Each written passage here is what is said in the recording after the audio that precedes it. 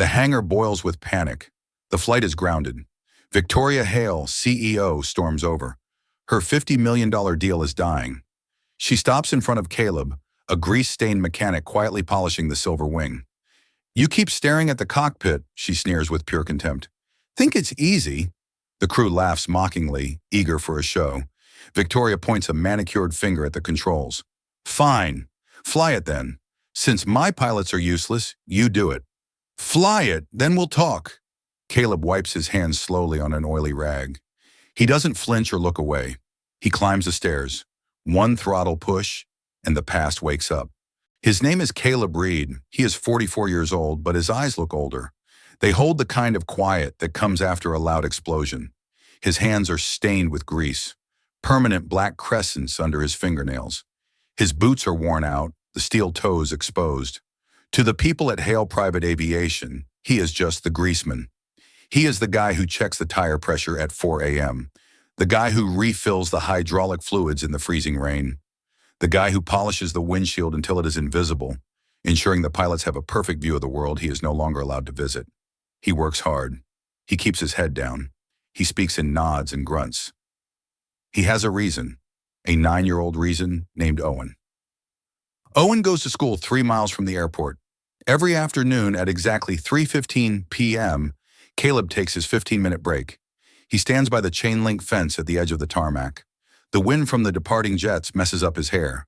He waits for the yellow school bus to pass on the service road. He waves. Inside the bus, a small hand presses against the glass. Owen waves back. That split second is the highlight of Caleb's day. It is the anchor that keeps him on the ground. But Caleb has a secret buried under layers of oil, silence, and a redacted government file. 10 years ago, Caleb wasn't looking up at the sky. He was dominating it. He was a lieutenant colonel, a senior test pilot for the United States Air Force. Classified clearance, experimental jets. The kind of machines that don't have names, just project numbers. Mach 2 was his morning commute. The edge of the atmosphere was his office. He has logged 6,000 flight hours. He has flown through hurricanes to test structural integrity. He has landed with no engines just to see if it was possible. But then came the day. Project X-77, a prototype stealth fighter, a training mission over the Nevada desert. His wingman was a kid named Jinx, barely 22, full of jokes and dreams of NASA. A catastrophic engine failure. The turbine blades shattered, shredding the fuselage of Jinx's jet. Caleb remembers the radio chatter, the panic in the kid's voice. "I can't control it. Hydraulics are gone. Wraith, help me." Caleb stayed with him. He flew his own jet dangerously close, trying to guide him, trying to talk him through a manual restart. But the bird was dead. Jinx didn't punch out in time. The ejection seat failed. Caleb watched the ball of fire hit the canyon floor. He landed his own jet, vibrating with adrenaline and horror. The guilt crushed him. It was heavier than gravity. It was a physical weight on his chest that never went away. He handed in his wings the day after the funeral. He walked away from the glory. He walked away from the pension. He chose the ground. He chose safety. He chose to be a dad who comes home every night to make spaghetti and help with math homework. Now he works for Victoria Hale. Victoria is 38, sharp, ruthless, a shark in a business suit. She built her logistics empire from scratch, fighting tooth and nail in a male-dominated industry. She doesn't believe in luck. She believes in spreadsheets, results, and fear. Today is the biggest day of her career, the global merger. She needs to be in London in 7 hours to sign a deal that will triple her company's value. The jet is fueled. The catering is loaded. The champagne is on ice. But there is a problem, a disaster. Her lead pilot, Captain Miller, just collapsed in the break room. Acute appendicitis. He is currently being loaded into an ambulance, screaming in pain. The co-pilot is a rookie named Davis. Davis is 24, fresh out of flight school, with barely enough hours to fly a Cessna, let alone a $60 million Gulfstream G650ER across the Atlantic Ocean. The regulations are strict. No pilot in command, PIC. No takeoff. Insurance won't cover it. The FAA won't clear it. Victoria is standing on the tarmac. She is vibrating with rage. She feels the walls of her empire closing in. She is on the phone, screaming at the staffing agency. "Get me a pilot," she yells, her voice cracking. "I don't care if you have to clone one. Get me someone who can fly this bird. I will pay triple." "I'm sorry, Ms. Hale," the voice on the phone stammers. "The closest certified captain is in Chicago. It will take 4 hours to get him there." "I don't have 4 hours." Victoria slams her phone shut. She looks at her watch. Time is running out. The deal is slipping away. She looks around for someone to blame, and her eyes land on Caleb. He is nearby, checking the landing gear strut. He is calm, too calm. He hears the panic in her voice. He smells the desperation. He looks at the jet.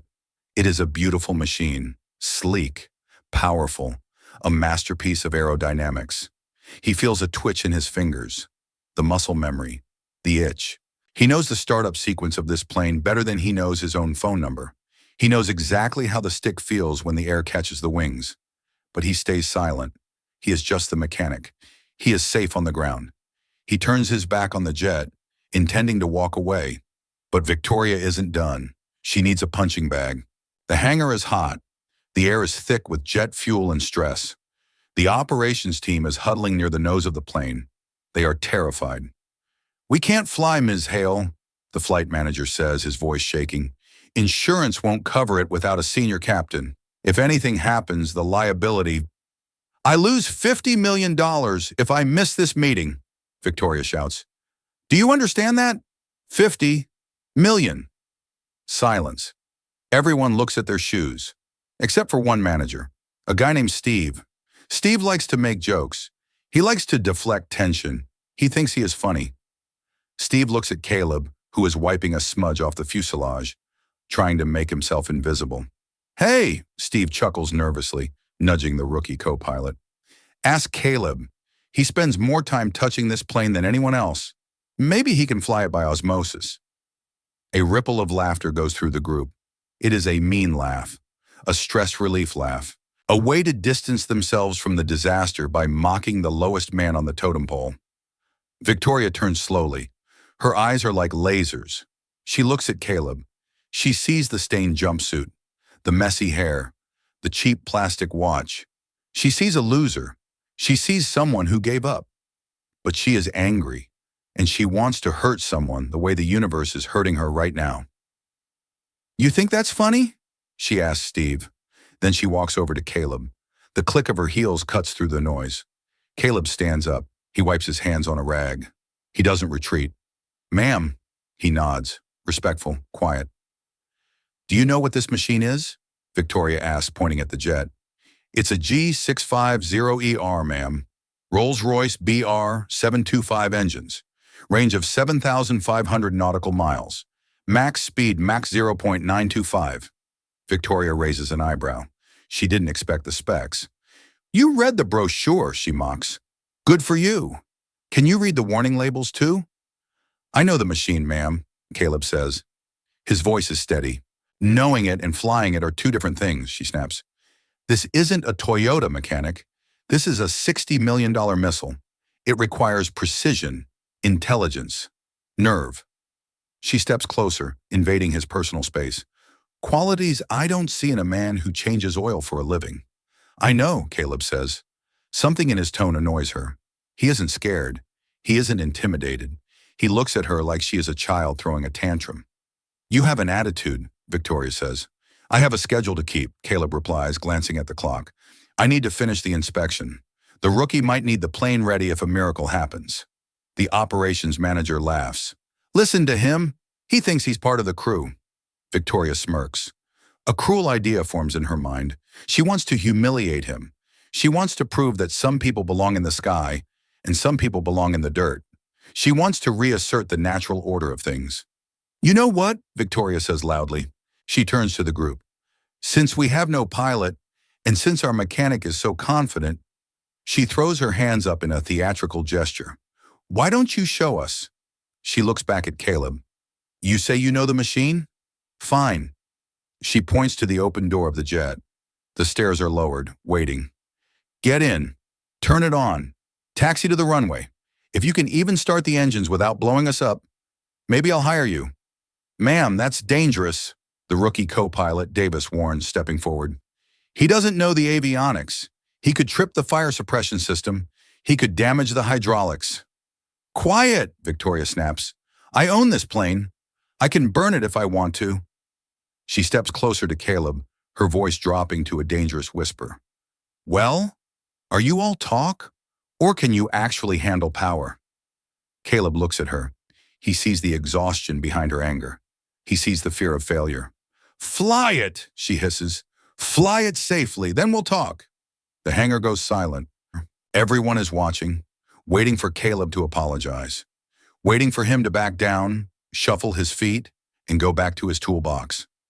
Caleb looks at Victoria. Then he looks at the cockpit. He looks at the sky through the open hangar doors. It is a clear, piercing blue. He feels the pull, the calling. It's a physical ache in his chest. He thinks of the extra money. Owen needs braces.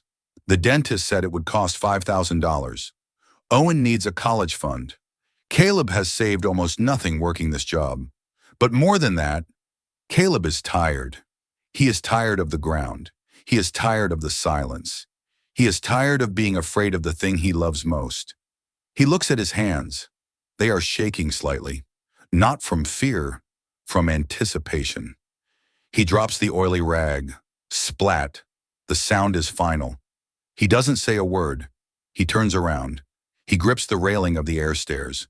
The metal is cool under his palm. He's actually doing it, someone whispers. He's crazy. Sir, stop him. He's going to crash it into the wall. Let him go, Victoria orders, crossing her arms.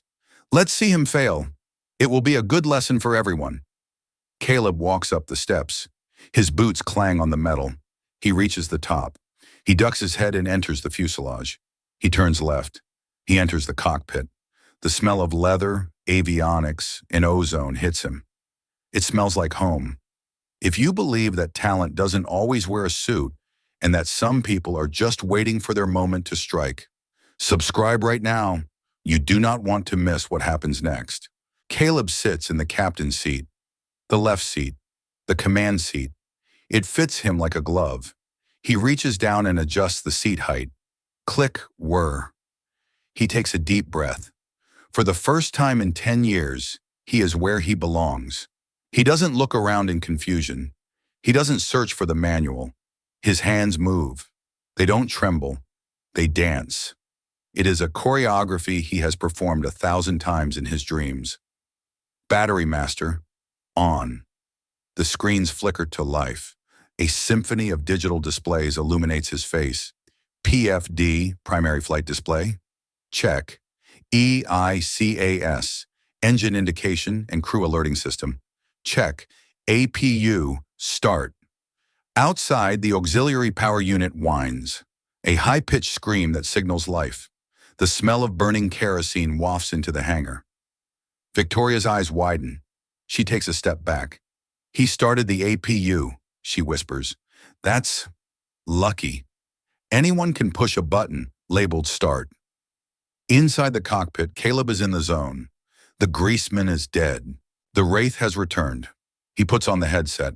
It clamps over his ears, shutting out the noise of the world. He keys the mic. Tower, this is Gulfstream November Sierra 9, requesting taxi clearance to runway 27 via Alpha. VFR departure for systems check. The voice. It isn't the mumbled, apologetic voice of Caleb the mechanic. It is deep, crisp, authoritative. It is the voice of a man who has commanded squadrons into battle. The air traffic controller pauses. There is a confused silence on the frequency. November Sierra 9. Confirm pilot in command? We have you listed as grounded. Affirmative, Caleb says. PIC is on board. Ready for departure. The rookie co-pilot, Davis, scrambles up the stairs and jumps into the right seat. He is sweating, his eyes wide with panic. Sir, what are you doing? Ms. Hale is going to kill us. Sit down, kid, Caleb says calmly, not looking at him. Strap in. Don't touch anything unless I tell you. But you're a mechanic. Tom. Check the flaps. Set to 20 degrees, Caleb orders. His tone leaves no room for argument. The kid obeys instinctively. Muscle memory responds to command authority. Flaps set. 20 degrees. Caleb releases the parking brake. The jet moves. Smoothly. Not a jerk. Not a bump. It glides out of the hangar like a silver predator leaving its cave. Victoria runs out onto the tarmac.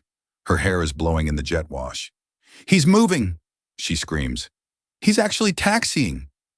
The staff watches in stunned silence. The laughter has died. The jet aligns with the runway, a long strip of black asphalt, the gateway to the sky. Caleb takes a breath. He remembers the accident, the fire, the fear, the face of Jinx screaming. He closes his eyes for a microsecond. "Not today," he tells the ghosts. "Today we fly." He pushes it down. Focus, speed, lift. He pushes the throttles forward. 50%, 80%. Toga, takeoff/go-around power. The engines roar. A thunderous sound that shakes the windows of the terminal. The G650ER unleashes its full power. The jet surges forward. Caleb's eyes scan the instruments. Airspeed alive. 80 knots. V1, commit point. Rotate. He pulls back on the yoke. Gently, firmly. The nose lifts. The wheels leave the ground. The jet climbs. Steep, aggressive, perfect. It isn't a commercial takeoff. It is a fighter pilot's takeoff. Efficiency, power, control. He banks the jet sharply to the left, executing a tactical departure maneuver to clear the airspace quickly. In the control tower, the supervisor stares at the radar screen.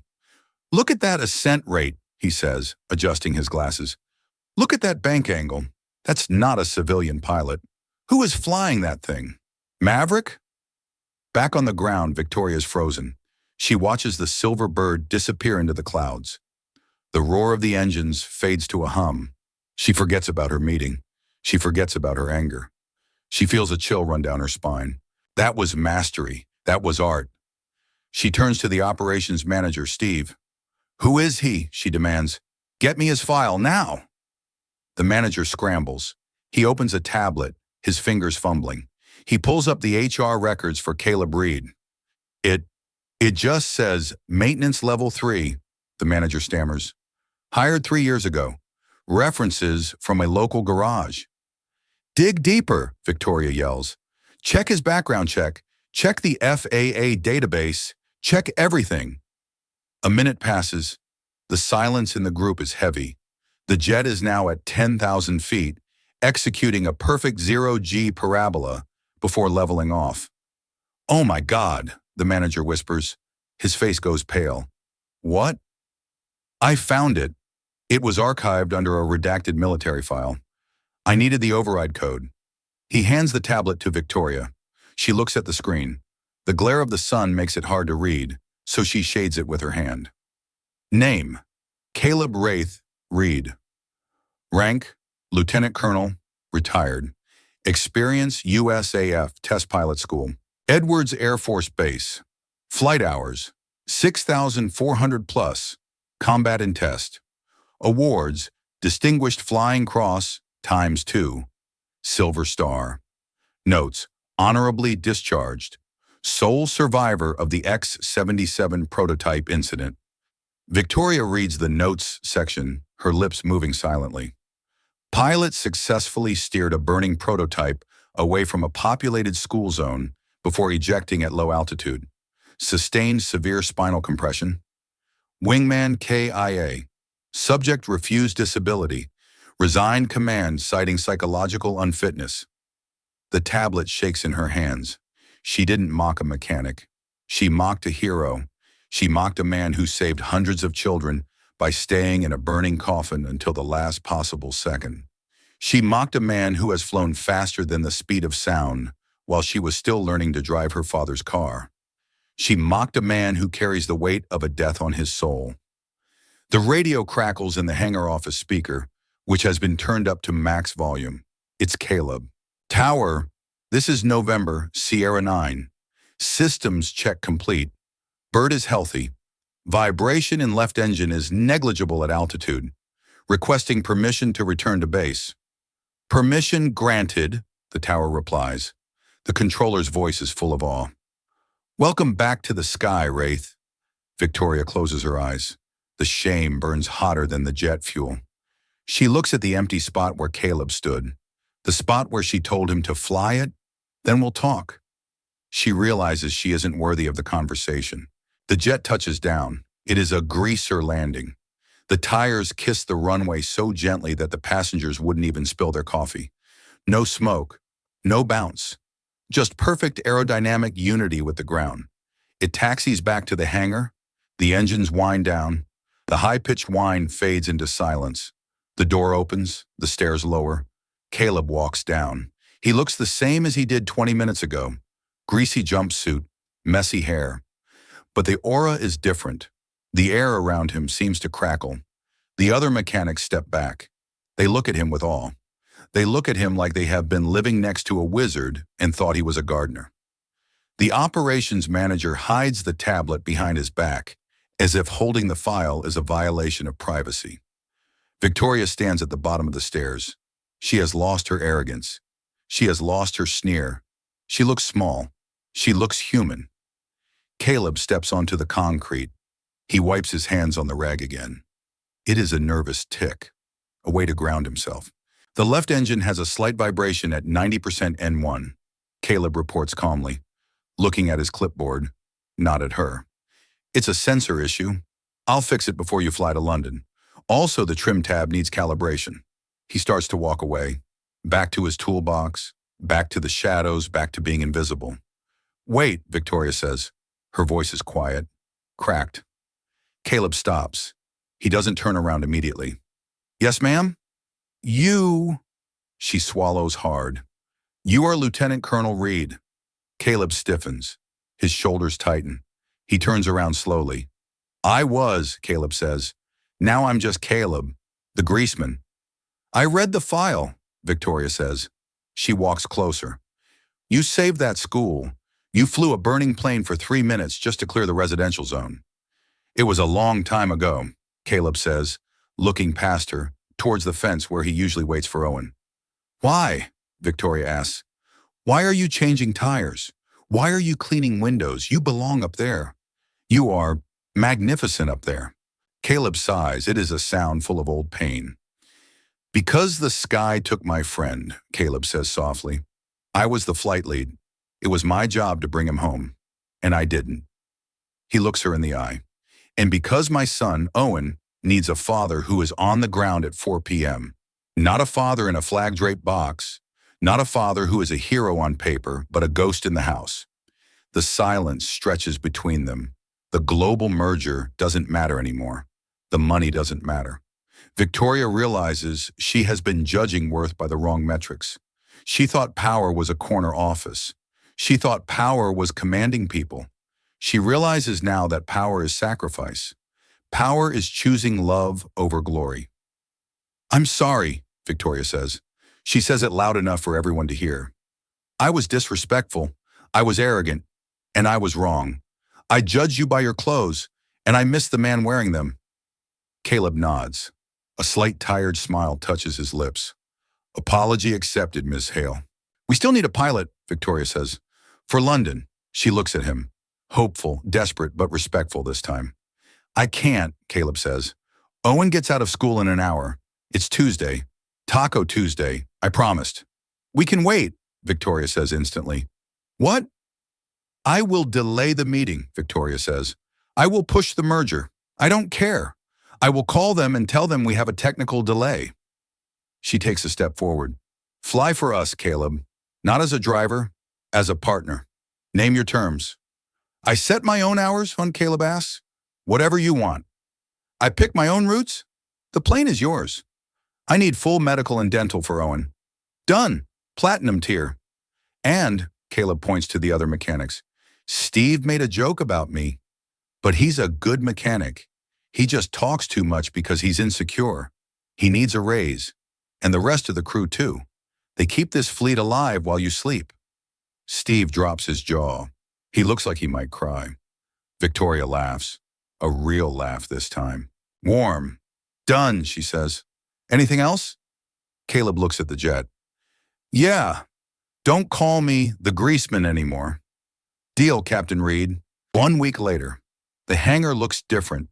The tension is gone. The fear is gone. There is a new energy, a sense of pride. Caleb is not wearing a greasy jumpsuit. He is wearing a crisp pilot's uniform, navy blue, 3 gold stripes on the shoulder. But he isn't wearing the hat. He hates the hat. He left it in his locker. He is doing the pre-flight check for the London trip. But he isn't alone. A 9-year-old boy, Owen, is walking with him. Owen is wearing a mini headset and holding a clipboard that is too big for his hands. Check the tires, Dad, Owen says seriously, mimicking his father's tone. Tires checked, Caleb responds with equal seriousness, tapping the rubber with his boot. Check the flaps. Flaps clear. Check the snacks. Caleb grins. Snacks are fully loaded, double chocolate chip cookies. Roger that, Owen says, making a check mark. Victoria watches from the terminal window. She is drinking coffee, not shouting into her phone. She smiles. She learned a lesson that saved her more than just a flight. She learned that everyone has a story. The man sweeping the floor might be a genius. The woman serving coffee might be an artist. The mechanic might be a hero. You never know who you are talking to until you listen. Caleb lifts Owen up and hugs him. Okay, buddy, Uncle Steve is going to take you to soccer practice. Then you're staying at Grandma's tonight. Dad will be back for breakfast tomorrow. You're going to fly fast? Owen asks. Fast and safe, Caleb promises. Like a superhero? Better, like a pilot. Pilot's promise? Owen holds out his pinky finger. Pilot's promise. Caleb hooks his pinky around his son's. He walks Owen to the gate where Steve is waiting. Steve high-fives the kid. Then Caleb walks back to the jet. He climbs the stairs. He pauses at the top and looks out over the tarmac. He sees the spot where he stood a week ago, invisible and mocked. He enters the cockpit. He sits in the left seat. He puts on the headset. He looks at the runway. It used to look like a place of danger, a place of loss, a place where Jinx died. Now it looks like freedom. It looks like a path to a better life for his son. He throttles up. The jet roars. As he lifts off, he doesn't feel the crushing weight of guilt anymore. He feels the joy. He isn't running away from the past. He is flying with it. He is carrying Jinx's memory with him, up where it belongs. The greaseman is gone. The eagle is back. And this time, he is flying on his own terms. If you believe that true value always reveals itself in the end, smash that subscribe button. And tell me in the comments, if you had a secret skill that could change your life, would you hide it like Caleb or show it to the world? Let's talk about it.